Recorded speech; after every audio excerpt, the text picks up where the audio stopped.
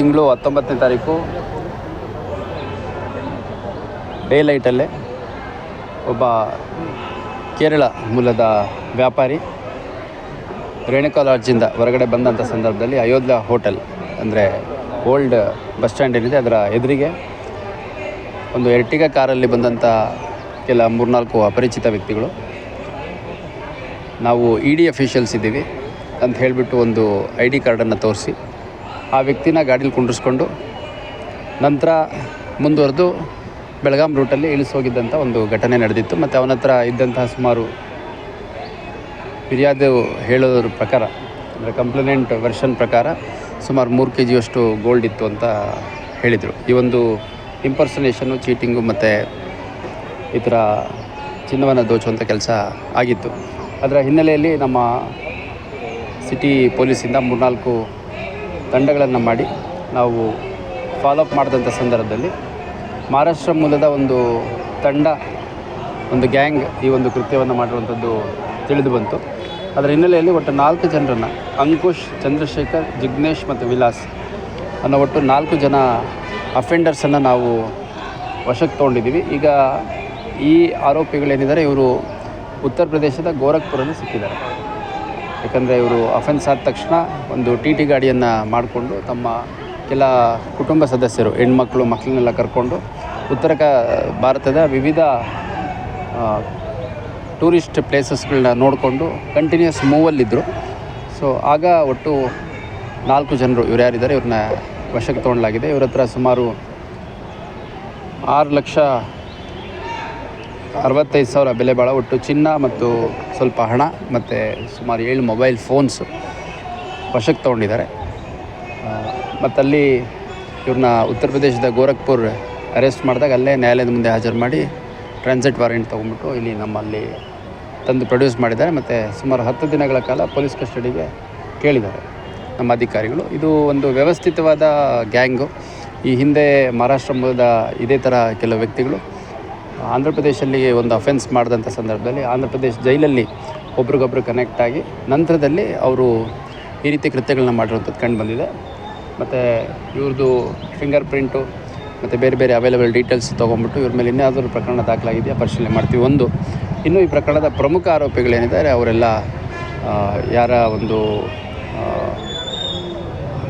ವ್ಯಾಪ್ತಿಗೂ ಸಿಗದೆ ಅಂದರೆ ತಲೆಮರೆಸ್ಕೊಂಡು ಓಡಾಡ್ತಾ ಇದ್ದಾರೆ. ಆದಷ್ಟು ಬೇಗ ಅವ್ರನ್ನೂ ಕೂಡ ಅರೆಸ್ಟ್ ಮಾಡಿಬಿಟ್ಟು ಇನ್ನು ಭಾಳ ದೊಡ್ಡ ಮೊತ್ತದ ವ್ಯಾಲ್ಯೂಬಲ್ಸ್ ಏನು ಇದರಲ್ಲಿ ಕಳ್ಕೊಂಡಿದ್ದಾರೆ ಅವರಿಗೆ ರಿಕವರಿ ಮಾಡಿಕೊಡುವಂಥ ಕೆಲಸ ಮಾಡಲಾಗುತ್ತೆ. ಎಷ್ಟು ಜನ ಇನ್ನೂ ಆರೋಪಿಗಳು? ಇನ್ನೂ ಸಾಕಷ್ಟು ಜನ ಇದ್ದಾರೆ. ಇದರಲ್ಲಿ ಏನಂದರೆ ಅವತ್ತು ಒಂದು 2-3 ಗಾಡೀಲಿ ಬಂದಿರೋದು ನಮಗೆ ಸದ್ಯದ ಮಾಹಿತಿ ಪ್ರಕಾರ ಗೊತ್ತಾಗಿದೆ. ಒಂದು 10-12 ಜನಕ್ಕಿಂತ ಹೆಚ್ಚಿರ್ಬೋದು ಅಂತ ಅನಿಸುತ್ತೆ. ಸರ್, ಭಾಳ ಬಂಗಾರ ಎಲ್ಲ ಇದಾಗಿತ್ತು, ಭಾಳ ಕಡಿಮೆ ಸಿಕ್ಕಿದೆ. ಅಲ್ಲ, ಇವಾಗ ಆರೋಪಿಗಳು ಸಿಕ್ಕಿರೋರು 4 ಜನ. ಇವ್ರುಗಳೇನಿದ್ದಾರೆ ಅಫೆನ್ಸ್ ಮಾಡಲಿಕ್ಕೆ ಅಂತಂದು ಮೇನ್ ಕೀ ಅಫೆಂಡರ್ಸ್ ಏನಿದ್ದಾರೆ ಅವ್ರು ಕರ್ಕೊಂಬಂದಿರೋವಂಥದ್ದು. ಸೊ ಹಂಗಾಗಿ ಇವ್ರುಗಳು ಈಗ ಅಲ್ಲಿ ಉತ್ತರ ಪ್ರದೇಶಲ್ಲಿ ಸಿಕ್ಕಾಗ ಇವ್ರ ಜೊತೆ ಕನೆಕ್ಷನಲ್ಲಿದ್ರಾ, ಹಿಂದೆ ಮುಂದೆ ಇದ್ರಾ ಅನ್ನೋಂಥದ್ದು ಗೊತ್ತಿಲ್ಲ. ಇವ್ರು ಸಿಕ್ಕ ತಕ್ಷಣ ಅಲ್ಲೊಂದು ಪೆಟ್ರೋಲ್ ಬಂಕ್ ಹತ್ರ ಸಿಕ್ಕಿದ್ದಾರೆ ಅಂತ ನಮಗೆ ಮಾಹಿತಿ ಬಂದಿದೆ. ಇಮಿಡಿಯೇಟಾಗಿ ಅಲ್ಲಿ ತುಂಬ ನ್ಯೂಸೆನ್ಸ್ ಕ್ರಿಯೇಟ್ ಮಾಡಿ ಅಲ್ಲಿ ಹೋದಂಥ ಪೊಲೀಸರನ್ನೇ ಇವರೇ ದರೋಡೆಕೋರರು ಅನ್ನೋ ರೀತಿ ಅಲ್ಲಿ ಜನಗಳನ್ನ ಮೊಬಿಲೈಸ್ ಮಾಡೋಕ್ಕೆಲ್ಲ ಪ್ರಯತ್ನ ಮಾಡಿದ್ದಾರೆ. ಆ ಸಂದರ್ಭದಲ್ಲಿ ಇಮಿಡಿಯೇಟಾಗಿ ಅವ್ರನ್ನ ಹಿಡ್ಕೊಂಡು ಲೋಕಲ್ ಪೊಲೀಸ್ ಸ್ಟೇಷನ್ಗೆ ಕರ್ಕೊಂಡೋಗಿ ಅರೆಸ್ಟ್ ಫಾರ್ಮಾಲಿಟೀಸ್ ಮಾಡಿ ಲೋಕಲ್ ಕೋರ್ಟ್ಗೆ ಪ್ರೊಡ್ಯೂಸ್ ಮಾಡಿ ಮತ್ತು ಟ್ರಾನ್ಸಿಟ್ ವಾರೆಂಟ್ ತೊಗೊಂಡಿದ್ದಾರೆ. ಉಳಿದ ಆರೋಪಿಗಳು ಯಾರಿದ್ದಾರೆ ಅವರು ಮೇನ್ ಕಾನ್ಸ್ಪಿರೇಟರ್ಸು. ಇವರು ಹೆಂಚ್ಮೆನ್ ರೀತಿಯಲ್ಲಿ ಒಂದು ಅಫೆನ್ಸಿಗೆ ಇವ್ರನ್ನ ಉಪಯೋಗಿಸ್ಕೊಂಡಿರೋದಷ್ಟೇ ನಮಗೆ ತಿಳಿದು ಬಂದಿದೆ ಸದ್ಯಕ್ಕೆ. ಈಗ ಆರೋಪಿಗಳು ಎಲ್ಲರೂ ಸಿಕ್ಕಾಗ ಇದ್ರದ್ದು ರೂಪುರೇಷೆ ಏನಿತ್ತು ಅನ್ನೋಂಥ ಸ್ಪಷ್ಟವಾಗಿ ಗೊತ್ತಾಗುತ್ತೆ.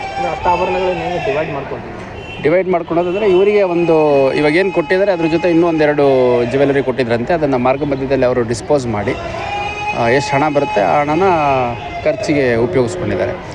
ಇವರಿಗೆ ಈ ಅಫೆನ್ಸ್ ಮಾಡಿದ್ದಕ್ಕೆ ಸುಮಾರು ಒಂದು 10 ಲಕ್ಷ ಮೌಲ್ಯದ ಆಭರಣ ಮತ್ತು ಆಭರಣ ಚಿನ್ನ ಏನಿತ್ತು ಅದನ್ನು ಸುಮಾರು ಒಂದು 10 ಲಕ್ಷ ಮೌಲ್ಯದ ಇವರಿಗೆ ಕೊಟ್ಟಿದ್ದಾರೆ. ಅದರಲ್ಲಿ ಕೆಲವು ಮಾರಾಟ ಮಾಡಿ ಕೆಲವು ಹಣ ಖರ್ಚು ಮಾಡಿ ಅಲ್ಲಿ ಉಳಿದದ್ದೆಲ್ಲ ಖರ್ಚು ಮಾಡ್ಕೊಂಡು ಇಷ್ಟು ನಮಗೆ ಸುಮಾರು 6.5 ಲಕ್ಷ ಮೌಲ್ಯದ್ದು ಸಿಕ್ಕಿದೆ. ಇವರಿಗೆ ಎಷ್ಟಿತ್ತು ಎಕ್ಸಾಕ್ಟ್ಲಿ ಏನು ಅಂತ ಗೊತ್ತಿಲ್ಲ. ಯಾಕಂದರೆ ಮೇನ್ ಅಫೆಂಡರ್ಸ್ ಯಾರಿದ್ದಾರೆ ಅವ್ರು ಸಿಗಬೇಕು. ಅವ್ರು ಸಿಕ್ಕ ಮೇಲೆ ಎಷ್ಟು ಕಳವಾಗಿತ್ತು, ಎಷ್ಟು ರಿಕವರಿ ಮಾಡಲಿಕ್ಕಾಗತ್ತೆ ಅದನ್ನೆಲ್ಲ ಮಾಡ್ತೀವಿ. ಮತ್ತು ಆದಷ್ಟು ಬೇಗ ಈ ಪ್ರಕರಣವನ್ನು ಪತ್ತೆ ಮಾಡುವಂಥ ಈಗ ಈ 4 ಜನ ಆರೋಪಿಗಳು ಮಹಾರಾಷ್ಟ್ರ ಮೂಲದವರಿದ್ದಾರೆ. 3 ಜನ ಮಹಾರಾಷ್ಟ್ರ ಮೂಲದವರು, ಒಬ್ಬ ಗುಜರಾತ್ ಮೂಲದವರಿದ್ದಾರೆ. ಇವ್ರದ್ದು ಇನ್ನೂ ನಮಗೆ ಸಿಕ್ಕಿರೋ ಐಡೆಂಟಿಟಿ ಇಷ್ಟು. ಇನ್ನೂ ಇದೇನಾದರೂ ಫೇಕ್ ಐಡೆಂಟಿಟಿ ಇದೆಯಾ ಅಥವಾ ಇವ್ರ ಜೊತೆ ಯಾರಿದ್ದಾರೆ ಅದನ್ನೆಲ್ಲ ಒಂದು ಸಮಗ್ರವಾಗಿ ತನಿಖೆ ಮಾಡಲಾಗುತ್ತೆ. ಮತ್ತು ಸದ್ಯಕ್ಕೆ ನಮಗೆ ಕೆಲವು ಮೊಬೈಲ್ಗಳು ಸಿಕ್ಕಿದೆ ಅವ್ರದ್ದು, ಅದರಿಂದ ಇನ್ನೇನಾದರೂ ಮಾಹಿತಿ ಸಿಗುತ್ತಾ ನೋಡಬೇಕಾಗಿದೆ. ಮತ್ತು ಈ ಪ್ರಕರಣದ ಪ್ರಮುಖ ಆರೋಪಿಗಳು ಯಾರು ಅನ್ನೋಂಥದ್ದು ಇವ್ರಿಗೆ ಗೊತ್ತಿರೋ ಮಾಹಿತಿ ಹೇಳಿದ್ದಾರೆ. ಅದು ನಿಜವಾದ ಮಾಹಿತಿ ಇದ್ದಿರಬಹುದು, ಇಲ್ಲದೇ ಇರ್ಬೋದು. ಹಂಗಾಗಿ ಉಳಿದ ಪ್ರಮುಖ ಆರೋಪಿಗಳ ಪತ್ತೆಯನ್ನು ಕೂಡ ಆದಷ್ಟು ಬೇಗ ಮಾಡಲಾಗುತ್ತೆ. ಬಡ್ಡಿ ಕಿರುಕುಳ ಇನ್ನೂ ನಿಂತಿಲ್ಲ.